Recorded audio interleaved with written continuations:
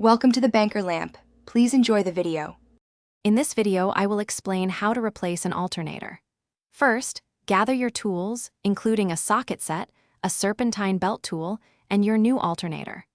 Always prioritize safety by disconnecting the negative battery cable before you begin. Make sure your engine is completely cool to avoid burns.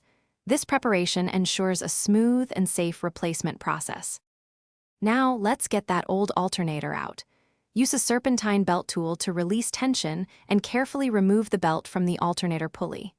Next, disconnect all electrical connections, including the main power wire and any smaller sensor wires. Finally, unbolt the alternator from its mounting brackets and carefully maneuver it out of the engine bay.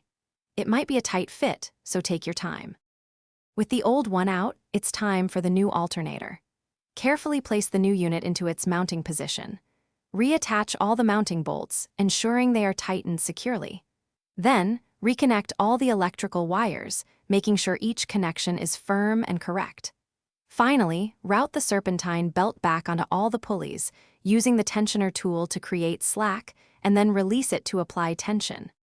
You're almost done. Reconnect the negative battery terminal. Start your engine and observe the dashboard for any battery warning lights. Use a multimeter to confirm the new alternator is charging correctly, ideally around 5 to 5 volts. If everything looks good, you've successfully replaced your alternator. Also, for a fresh car interior, check the description for a link to Little Tree's black ice and other great deals. Thanks for watching. If this was helpful, leave a like and consider subscribing. See you next time.